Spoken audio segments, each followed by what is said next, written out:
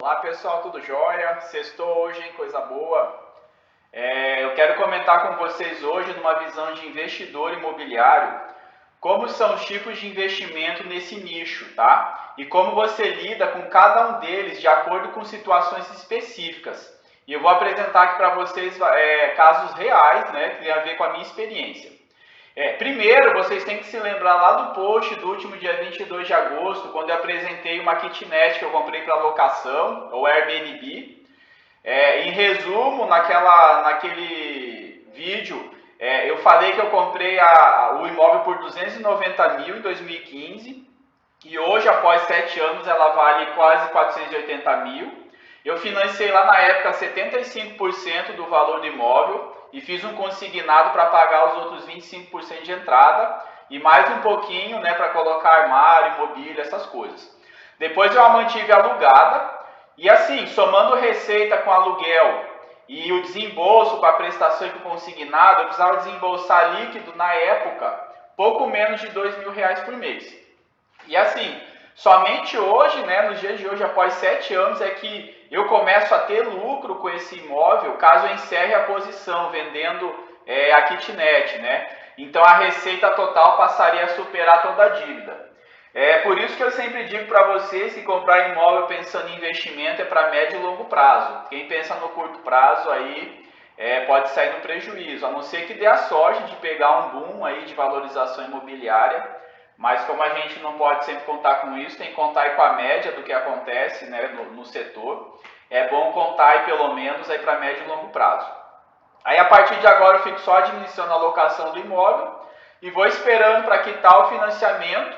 E essa kitnet vai ser 100% minha, sem eu ter colocado um tostão. Se você somar o saldo entre receita e despesa, eu vou até ficar no lucro, tá? E para daqui 30 anos, não sei se vocês lembram, ela vai ter triplicado de valor, isso já considerando a inflação. Então ela vai para perto de 900 mil a valores de hoje, tá, pessoal?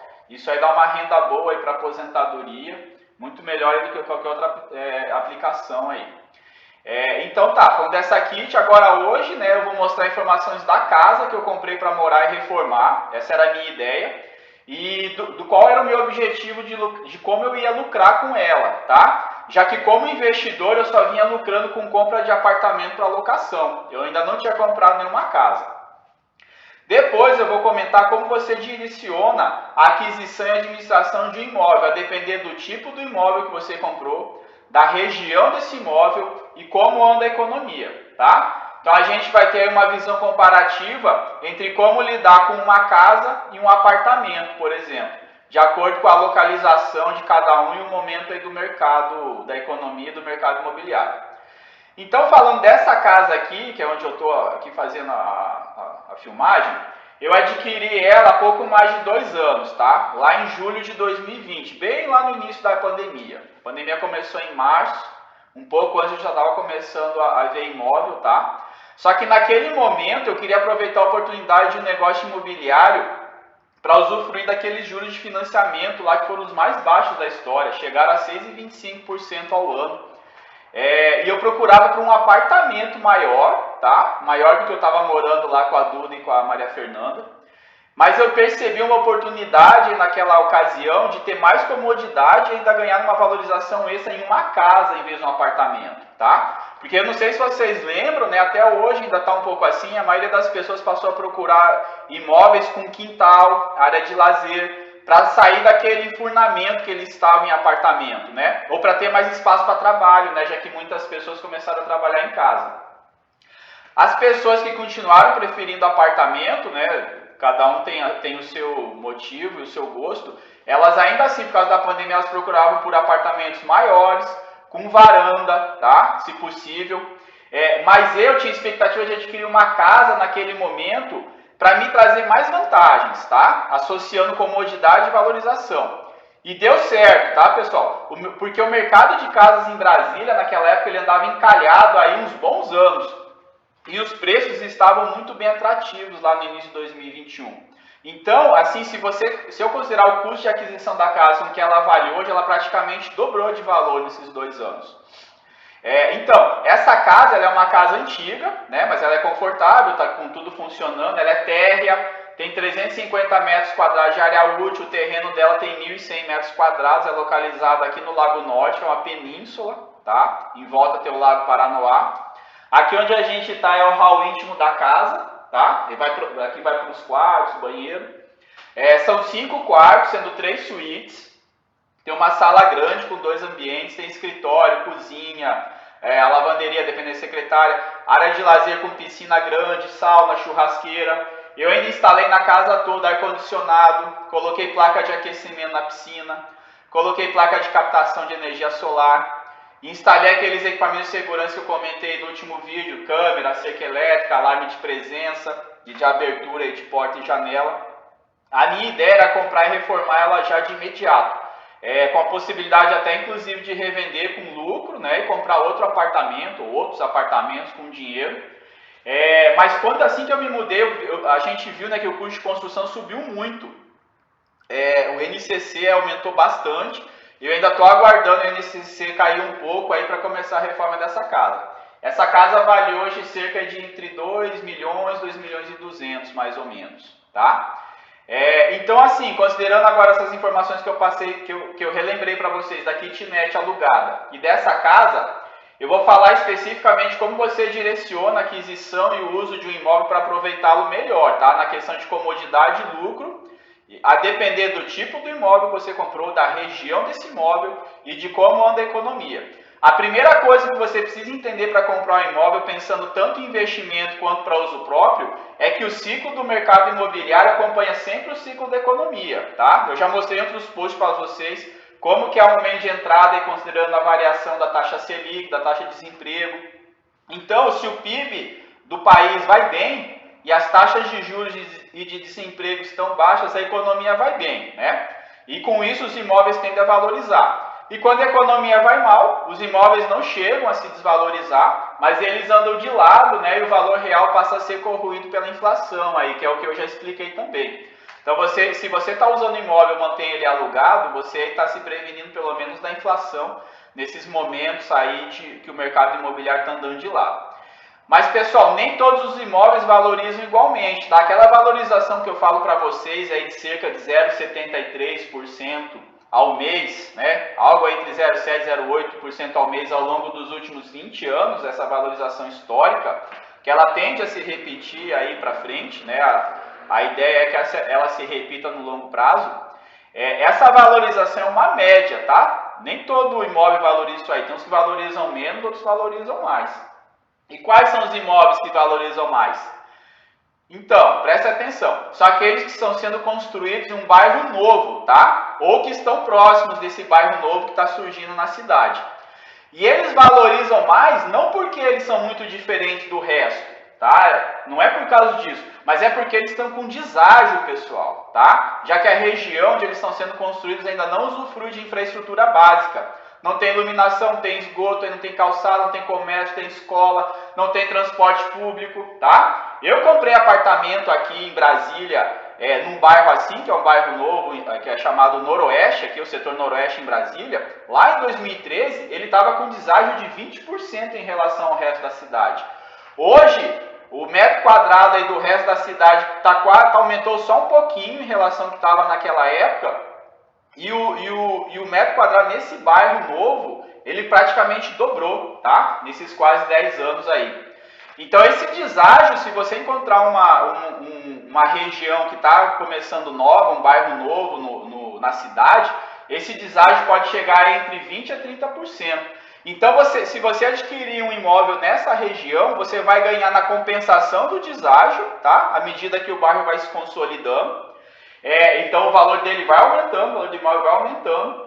E também na valorização média que vive o restante da cidade, tá? Quando tem um momento bom da economia. Então você ganha 2 vezes, você tem um plus aí de ganho no imóvel se você adquire um imóvel numa região que está começando na cidade. É claro, essa região tem que ser segura, se ela começar a ter índice de violência, ela desvaloriza, né? Todas essas coisas aí a gente sabe, já tem ideia de como que é que funciona para a região ser bem valorizada. Os bairros que já são consolidados, o preço, né, do metro quadrado aí dos imóveis tende a acompanhar a média, mas não desponta muito não, tá? Em regiões estudantis ou próximas a centros comerciais urbanos, a valorização se dá muito pela alta demanda, né? Tem muita gente querendo ir para esses lugares, estudantes, pessoal que trabalha. É claro que hoje, aí numa pós-crise da pandemia, as regiões comerciais, né, falando das comerciais, ainda sofrem um pouco aí na questão imobiliária, mas elas vêm retomando seu valor aos poucos. Mas o futuro delas ainda está meio incerto, a meu ver, aí, né? Tem que ver como é que vai se consolidar esse regime de trabalho do povo aí, se vai voltar, se vai ficar trabalhando em casa, se vai ser híbrido. Eu não sei ainda direito como é que vai ficar, a gente tem que observar isso. Então, se você pensa em pegar uma valorização mais expressiva de imóvel, fique atento aí a bairros residenciais novos, tá? Ou naqueles também que acontece que o zoneamento é alterado, para permitir que você construa andares mais do que era permitido antes no terreno. Então, isso valoriza o terreno, tá? Porque daí você consegue aproveitar melhor, né? Construir prédios maiores, poder vender, né? Poder ter um lucro maior, ter uma receita maior. Então, aí o terreno ou a casa, se tiver a casa, também vai valorizar mais ainda, nesses momentos aí que muda o zoneamento da região. Mas isso é difícil de saber, né? A não ser que alguém tenha alguma informação mais privilegiada. Se você quer comprar para alugar, compre apartamentos pequenos, tá? No máximo aí com 2 quartos, porque o percentual de aluguel que você vai conseguir em relação ao valor do imóvel é superior ao que você conseguiria numa casa, por exemplo, tá? Você pode conseguir entre 0,5% e 0,6% ao mês. Tá? Um apartamento pequeno. Então, nesse ponto, se você pensar em comprar um imóvel para rentabilizar com aluguel, nunca compre uma casa, tá? Compre um apartamento pequeno. Em vez de comprar um grande, compre com o mesmo valor 2 pequenos, por exemplo, você vai rentabilizar mais ainda. Mas não compre casa, porque casa você não vai conseguir nada muito acima de 0,4% ao mês, se você for pensar só para comprar para alugar. Eu comprei uma casa, primeiro, assim, pelo conforto. Segundo, eu percebi um potencial maior de valorização com a pandemia. Terceiro, eu pretendo reformá-la e valorizá-la mais ainda, tá? Uma reforma boa de uma casa aí custa mais ou menos R$1.000 por metro quadrado, tá? Então, por exemplo, essa minha casa que tem 350 metros, custaria aí uma reforma boa entre 350 mil e 400 mil, mas você consegue valorizar a casa no dobro do que você gastou para a reforma. Então, se eu gastar, por exemplo, 350 mil, eu consigo valorizar ela aí perto de 700 mil, tá? Então, essa casa aí iria de 2 milhões para 2 milhões e 700, com um custo de construção e de reforma de uns 350 mil. É mais ou menos essa conta aí que a gente faz, tá? Seria mais trocar acabamento aqui no caso.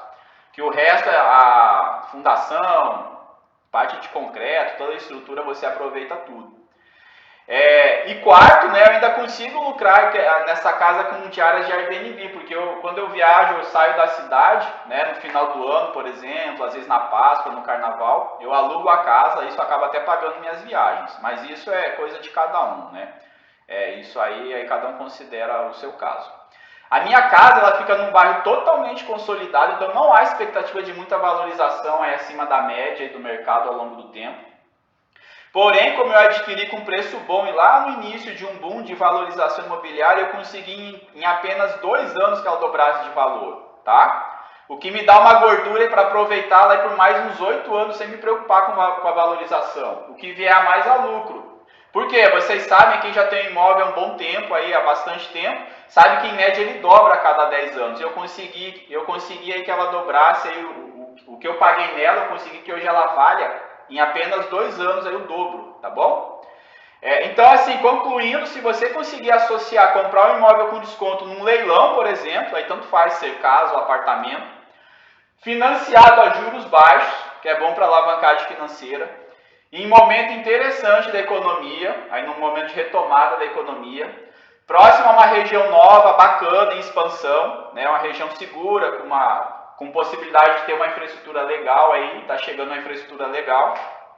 Se você reformá-lo a ponto de dobrar o custo da obra do valor do imóvel que você usufrua o imóvel com comodidade, o que rentabilize bem com uma possível locação, será a melhor forma de se dar bem no mercado imobiliário, pessoal. Tá certo? É isso. Quem não entendeu pode mandar mensagem, né? Fique à vontade para tirar sua dúvida. Encaminhe para os seus parentes, para os seus amigos.